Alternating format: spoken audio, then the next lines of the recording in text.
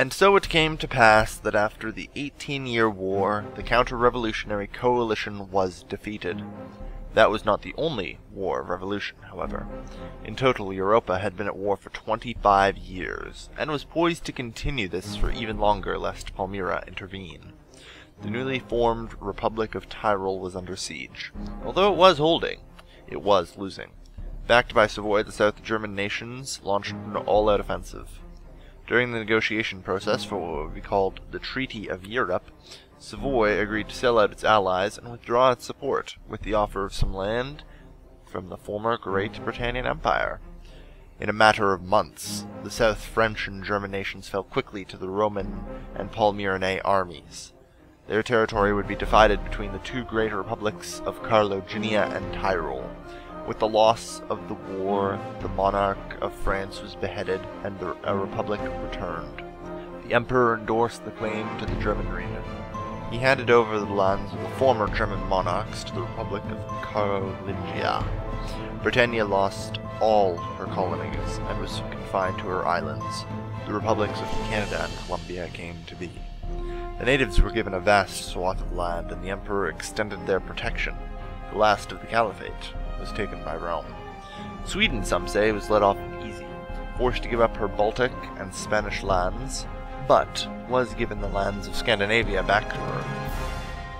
With the confiscated French and Swedish lands in the Baltic, a new state arose. A long-time friend of the Empire, since the Danish Wars, Kurland was handed vast swaths of land. The Baltic peoples finally free. The attention went even further east. Rus, the frontier line against the Catholics, had fallen. With the horde stopped once and for all time, she was safe. Using the former Swedish lands, a new Russian confederacy was formed. Nizhny Novgorod, the main Russian power in the region, rejected the proposal for a unified Rus, claiming it was the heir to the throne. The Khanate, who felt threatened by a concept of a fully unified Rus, backed them, not wishing another grand war. The emperor let Nizhny Novgorod have its independence.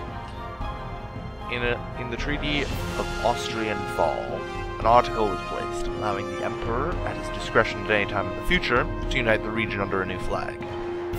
So it was invoked. Though there was resistance, they all fell in a matter of months.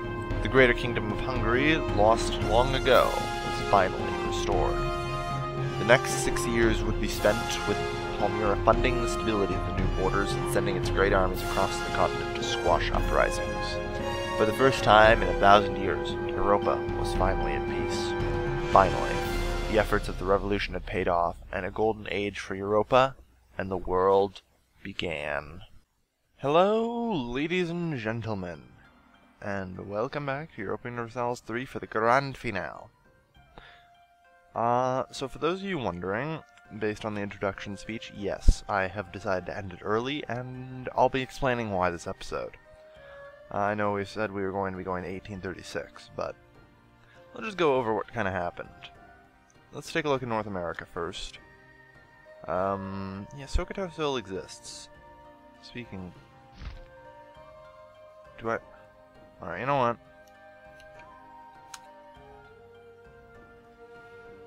Done. There, at least that way they're an independent nation and not my vassal. I know, I just cheated, but... oh well. I just didn't have enough freaking diplomats on me, because I just made peace with a bajillion people. But like I said, I'm not going to be unpausing the game. This is the end. And first thing, we have Canada here. And a First Nations reserve. Giant one here. And a bit more, this region was handed over to Savoy, as was this region. This is the breakup to the British colonies in the treaty. I don't know what to do with this one.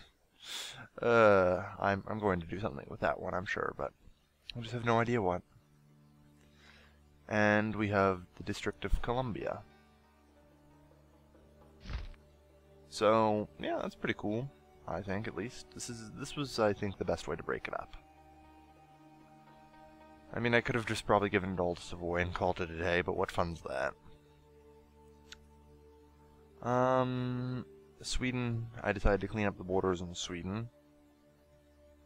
And the reason you'll find that the borders are just so clean now is the reason why I'm ending it early and doing this. It's because that the game would crash. It's a problem that would come across occasionally in the vanilla game as well, where, generally speaking, in Germany, where a bunch of different states owned a bunch of different parts of states, the game would get a little crashy due to factory building and stuff. And there'd be a lot of problems. And that's exactly what was happening. Like, I couldn't even get through the first year. The first year was hell. I was crashing constantly. Like I said, I've already run it through a basic converter and, done stability tests. I do this stuff in advance, so I can be prepared for the actual conversion and know what's coming. So I had to find a way to clean this up. And this is how I did it. Gave Sweden back, most of Scandinavia. The crazy Baltic area I gave over to, Kurland, who I released when I went to war with Denmark over them coming over into Asia, so, well, they got their ass kicked. And as a result, Kurland got released, and they'd been my ally just sitting there ever since. And you know what? They got something. So I also decided to take the remaining Swedish and Peskov scraps here and create Russia, as well as uniting the Novgorod and the other two Russian principalities that were there as well. At most they were 1 or 2 provinces, so don't worry too much about it. It looked better that way. Bohemia lost Marienburg to Kurland as well. I knew if I were to do anything with Croatia, people would kill me, so Croatia gets to live. People would be mad. Christ, you guys were so happy when I actually made Croatia. Jeez. So, Hungary still stands. And we've got, they pretty much took Moldavia, 2 provinces from Austria, yada yada yada. That's left over from the wars that was happening, which was Tyrol was under siege, and by the French miners here and the German miners here. So,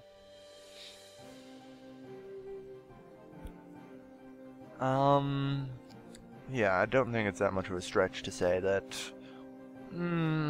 I helped the Revolutionary Republic kick ass, take names, eat the rest of Austria and all the German miners here.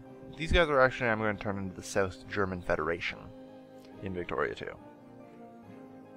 And Carolingia has returned and is stable. Mostly, I think. The Revolutionary Republic this time. Not a revolutionary empire. And they've gotten their claim to the German lands.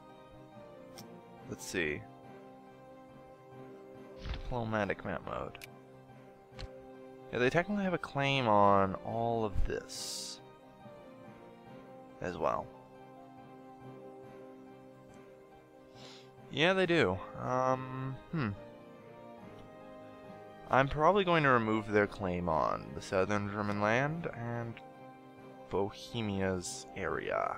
I don't know about Lausitz, but they'll keep their claim on all the stuff up here and probably add it to Gdansk, which, for those of you who don't know, happened.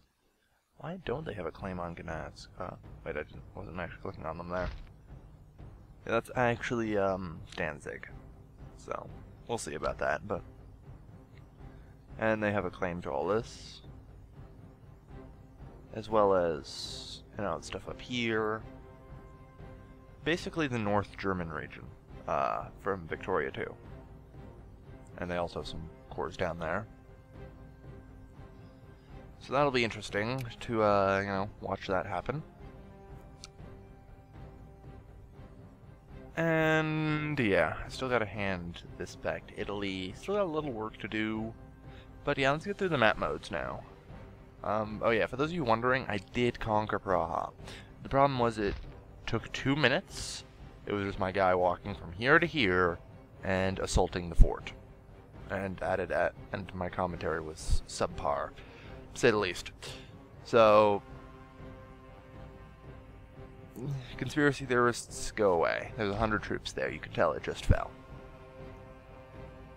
So we did take Raha. There was just there was nothing added by putting that in, and totally not just a recording. Totally not just I lost the recording by complete accident. All right, yeah, totally not my incompetence. I totally chose to not put it there. Anyway, so let's just look at the religion map mode. The giant pink blob. We have all of Africa, all the Middle East. Now, is that even technically part of the Persian region? Yes, it is. Hell, a lot of that's part of the Persian region, apparently. Wasn't even paying attention to that. Huh. So let's go back to the religion.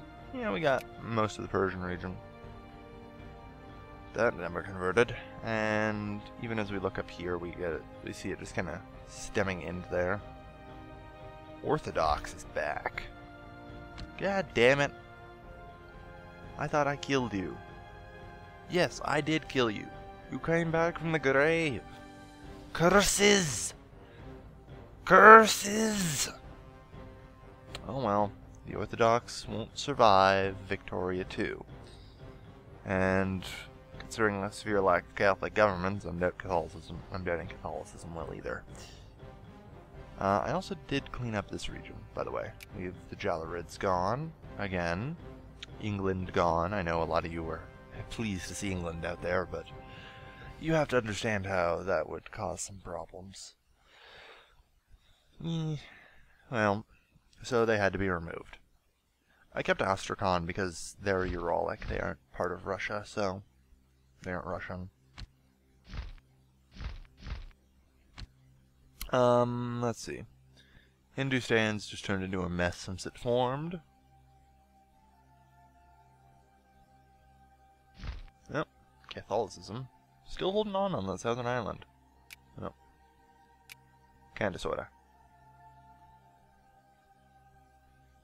But, yeah. It appears that, Tyra kinda won out that war. Almost formed. Japan, but not quite.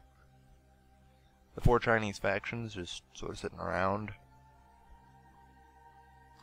You know, 3 of them I'm good friends with. Oh yeah, religion. And that's as far as that went, and that's the obvious giant purple blob. Giant teal blob with some Christianity kind of still left in there. How did Madurai become iconoclast? What? I have to look into this. How? Okay. Noted. Here we can see the ruins of the Caliphate. Yeah. Well, there are only 2 Muslim governments left in the world, I think. Yeah, Persia, which has managed to get itself all the way out here. Impressive little bastard, isn't it? And Armenia. Last of the Muslim governments, I am quite sure they will be consumed in Victoria II, and with any luck, Islam will be completely destroyed. So will Orthodox and Catholicism. Destroying as many religions as possible is my goal. Hell, we've got Shiite destroyed completely, at least. Which is good. At least managed to kill that. Also, the Savoy I'm probably going to change into the CSA. Or maybe, depending, since they're a kingdom, they'll be probably called the Kingdom of the Confederacy or something. I don't know. I know the U.S. is called the Kingdom of America, but I don't know what the Confederacy gets called if it's a... How the hell did Rome get down there? Oh, whoops. I screwed up there. Oh well. I'll do something with that. Let's see. So that's about as far as religion goes. So we got some Islam down there. And this is what remains of the Holy Roman Empire.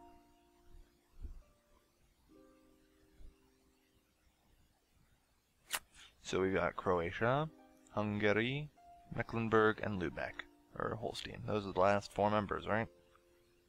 Yeah. And the electors are Holstein and Mecklenburg. Interesting. That's it. That's all that's left. Holy Roman Empire is effectively gone. Trade map mode. How much is Alexandria worth? 7.2 grand.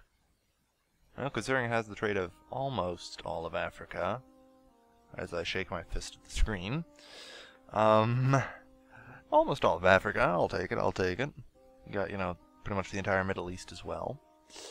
Hey, we got Greece, we got all that. Not bad. I mean, there are some, I'm sure. Where is this trading through?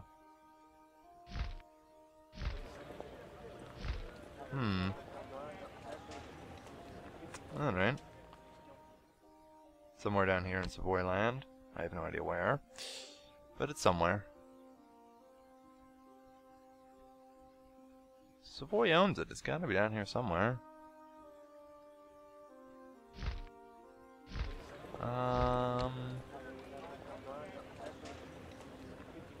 Really, I have no idea where.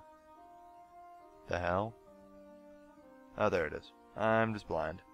Yeah, so that's a pretty reasonably sized one, and it's only like 700. There isn't really any sizable trade centers of trade that had as many provinces as Alexandria, though. Diplomatic map mode. Yes, we can now see our allies, our vassals, and ourselves. Oh, Zaya's still our ally after all this time. And, yeah, that's really all that there is to that. The region map mode, well, this is the same no matter what, so... Culture. We can now see how far Nubian went. Freaking Arabs on the end of the peninsula there. And Beirut. 1 province of Arabs out there, 1 province of Arabs there. Because you can't convert islands, effectively. So... Russian still holds on. You're all like Mongolian, Tartar. English all the way down there. Cute.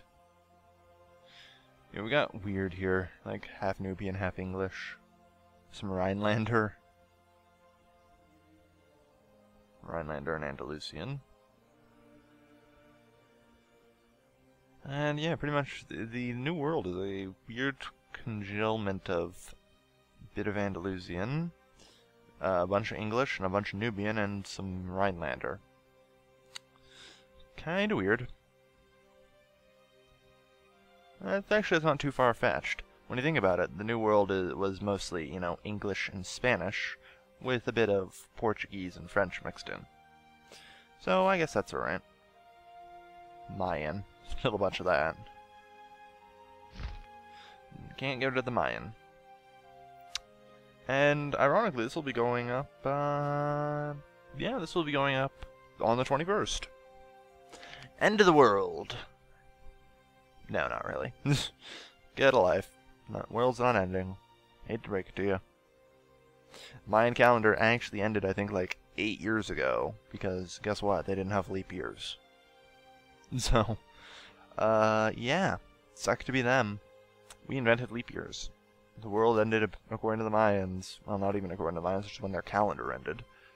And they'd make a new long count calendar for the next galactic half cycle or whatever it's actually supposed to count out. Anyway. Yeah, so let's see. Revolt risk map mode. I'm actually doing alright in revolt risk. Slight problem in the areas I'm not supposed to control, and 2 provinces out here. Alright, that's acceptable. Colonial map mode. Hey, guess what? I can colonize everything. Who'da thunk? Okay, everything that's, on the coast.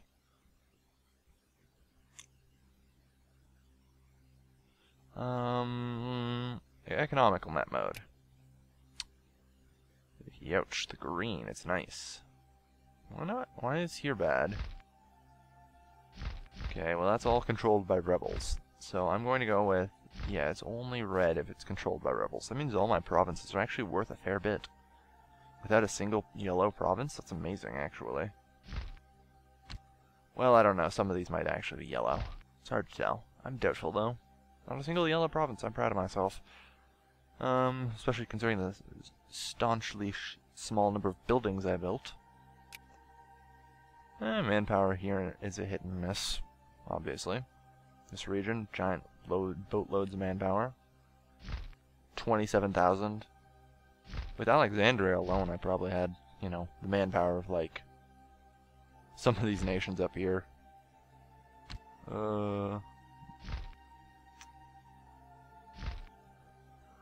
And fort level. Ooh, it's like a neon light show. Whereas my empire is... Who needs forts? Who needs a fort? I've just got a level 4 fort in Alexandria, and that's it. Oh, good God. All the level 6 forts. God damn.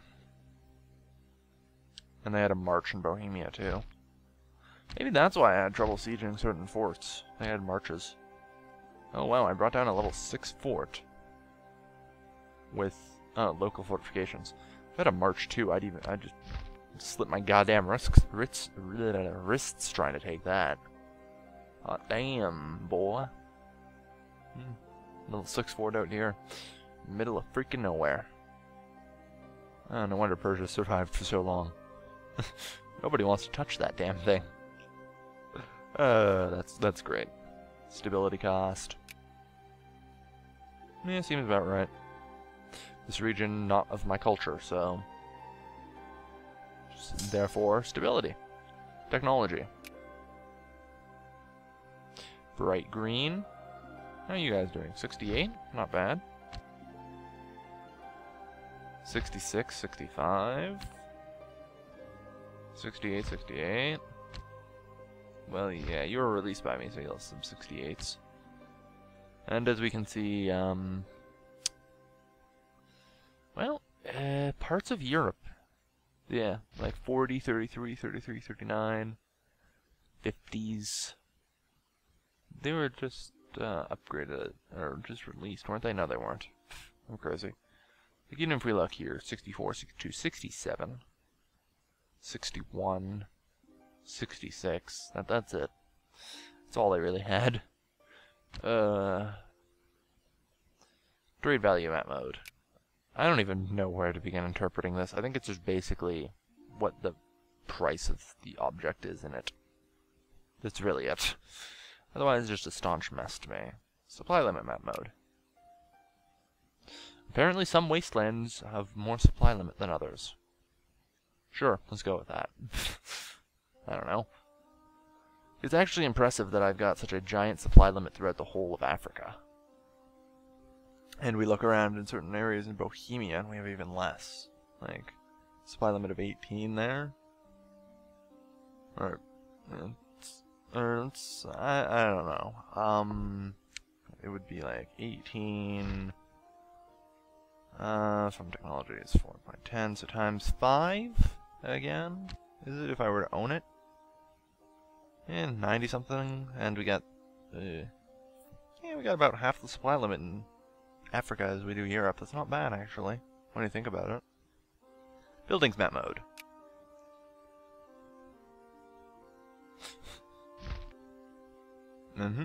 That's all I have to say. Alexandria, glowing beacon. Everywhere else, not quite as much stuff was done as I would have liked, but at least some stuff got done under the AI. Recruitment map mode. Well, that's where all my military buildings were. Shipbuilding map mode. That's where I built most of my shipbuilding devices. Didn't I build shipyards and stuff out here? No, I really didn't. Just dry docks. Oddly enough, those don't show up there. And missionary map mode. They're controlled by rebels. I can't do anything about them. Yeah, that's all the map modes. That was brought to you by a request And that brings it out to a 20-minute episode. Alright. Sweet. Grand finale, everyone. So, tomorrow, on the live stream, assuming the world doesn't somehow end in the next however long left there is, I'll be doing the conversion stuff live. Just like I did for CK2 to EU3. Twitch.tv/Calvin, and I hope to see everyone there. You guys, as always, will get to have your inputs. You guys might even get to help name a couple parties, because I might need some help doing that. I suck at making names. I mean, look at this. This is the name I came up with. And I mean, I stole this one from history, so. Eddie Skondor and D. Alexandria were fan and do sound much better than Carolingia. Columbia I managed to steal as well from somewhere. Yeah, so like I said, I suck at making names, and yeah, help is always appreciated. Until tomorrow or next time or whatever, and I'll see you guys again in Victoria 2. Until then, enjoy some Don't Starve, some Hitman, and maybe even some Skyrim. They'll keep you pacified for the next week until I can finish the conversion and make sure everything works in Victoria 2. So, thanks for joining me. This is Calvin, signing off.